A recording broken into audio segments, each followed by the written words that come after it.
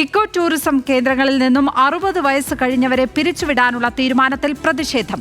അടവി eco tourism കേന്ദ്രത്തിലെ താൽക്കാലിക ജീവനക്കാരാണ് സ്റ്റേറ്റ് ഫോറസ്റ്റ് ഡെവലപ്മെന്റ് ഏജൻസിയുടെ ഉത്തരവിൽ എതിർപ്പറിയിച്ച് രംഗത്തെത്തിയത്. വിവരങ്ങളുമായി ശ്രീരാജ് ബാബു ചേരുന്നു.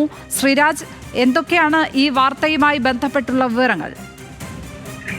ലക്ഷ്മി, പ്രധാനമായും 60 വയസ്സ് കഴിഞ്ഞ താൽക്കാലിക ജീവനക്കാരെയാണ് ഈ തീരുമാനം ബാധിക്കുന്നത്. അതുകൊണ്ട് തന്നെ ഇന്ന് രാവിലെ മുതൽ അവർ പ്രതിഷേധത്തിലാണ്. അവർ ജോലിയിൽ പ്രവേശിക്കാതെ പ്രതിഷേധിക്കുകയാണ്. ഈ ഉത്തരവ് സ്റ്റേറ്റ് ഫോറസ്റ്റ് ഡെവലപ്മെന്റ് ഏജൻസിയുടേതാണ്.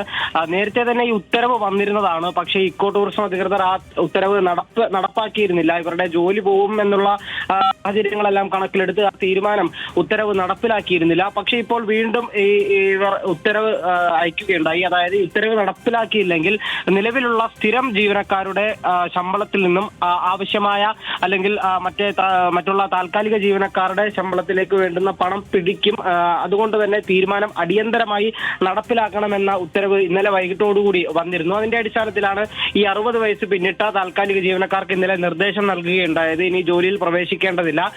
നിലവിലുള്ള ജോലിയിൽ വന്നുകൊണ്ടിരിക്കുന്നവർ തൊട്ടടുത്ത ദിവസം മുതൽ ജോലിയിൽ പ്രവേശിക്കേണ്ടതില്ല എന്ന തീരുമാനത്തിലേക്ക് എത്തിയത്. എന്നാൽ അതിനെ തുടർന്നാണ് ഇന്ന് രാവിലെ മുതൽ ഈ അടവി ഇക്കോ ടൂറിസം കേന്ദ്രത്തിന് മുന്നിൽ പ്രതിഷേധവുമായി ഈ താൽക്കാലിക ജീവനക്കാർ എത്തിയിട്ടുള്ളത്. നിലവിൽ അടവി ഇക്കോ ടൂറിസത്തിലെ കുട്ടവഞ്ചി സവാരിക്ക് ആവശ്യമായ തുഴച്ചിലുകാരുണ്ട്. അതുപോലെ തന്നെ അവിടെ ഹട്ടിലെ ജീവനക്കാരുണ്ട്, അരുണികം കഫയിലെ ജീവനക്കാരുണ്ട് തുടങ്ങി 10ഓളം പേരാണ് നിലവിൽ അവിടെ 60 വയസ്സ് പൂർത്തിയായിട്ടുള്ള താൽക്കാലിക ജീവനക്കാരായി നിലവിൽ ഉള്ളത്. ഇവരെല്ലാവരും തന്നെ നിലവിൽ പ്രതിഷേധത്തിലാണ്. ഇക്കോ ടൂറിസം കേന്ദ്രത്തിന്റെ മുന്നിൽ ഇവർ പ്രതിഷേധിക്കുകയാണ്. എന്തായാലും ഈ തീരുമാനം നടപ്പിലാക്കണം എന്നുള്ള നിർദ്ദേശമാണ് ഈ ഇക്കോ ടൂറിസം അധികൃതർക്ക് നിലവിൽ സ്റ്റേറ്റ് ഫോറസ്റ്റ് ഡെവലപ്മെന്റ് ഏജൻസിയുടെ പക്കൽ നിന്നും ലഭിച്ചത്. വളരെ മുൻപ് തന്നെ ഉണ്ടായ ഉത്തരവാണ്, പക്ഷേ അത് നടപ്പിലാക്കിയിരുന്നില്ല. എന്നാൽ കഴിഞ്ഞ ദിവസങ്ങളിലാണ് അത്തരത്തിൽ കർശനമായും ഈ ഉത്തരവ് നടപ്പിലാക്കണമെന്ന തീരുമാനത്തിലേക്ക് നിലവിൽ ഈ ഏജൻസി എത്തിയിട്ടുള്ളത്.